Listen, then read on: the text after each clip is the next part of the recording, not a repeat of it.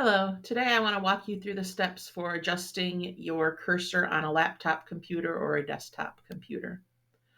I'm going to begin by going to my Start menu and choosing the Settings cogwheel. And I'm going to find those features in the Ease of Access menu. Ease of Access is where you're going to find most of your accessibility features. So when I open it, it defaults to the display, which I can also adjust that as well to make that a little bit easier to see. But I'm going to choose mouse pointer over here on the left-hand side. And from there, I can change the size. I can take it all the way up to this size. But I usually opt for, because if it gets too big, it gets a little bit harder to click as precisely as you might want. So I keep it somewhere kind of in the mid-range here. And then you can also choose a different color. So it defaults to the white cursor with the black outline. I can do the reverse. I can have a black cursor with a white outline. I can have the inverted, where it depends on where the cursor is. It's always going to adjust to the background of my screen. Or I can choose a specific color. And so that's what I usually do. I pick a bright color that makes it easy for students to see. As I scroll down, I can change what the cursor does as it moves around the screen. It defaults to when I hover over something, it'll tell me what it does, what it is.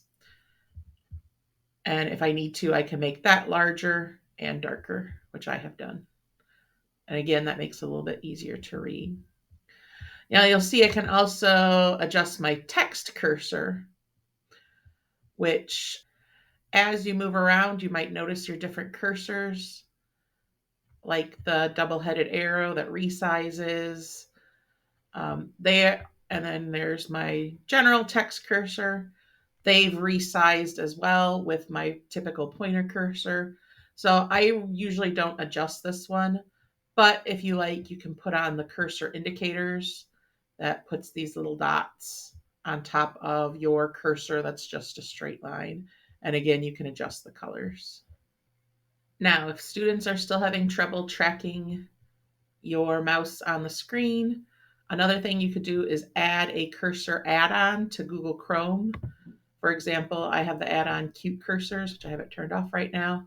But when I turn it on, you'll see that I have my cursor has now turned into different kinds of pictures. And they have hundreds of them that you can choose from. Now you'll see sometimes it doesn't always show up. It depends on what page I'm on. For example, it never shows up in the tabs. But if I come down here to the regular page, I will warn that these can sometimes be less precise because they're not perfect arrows. It can be a little bit harder to click with them. So this would be a personal preference.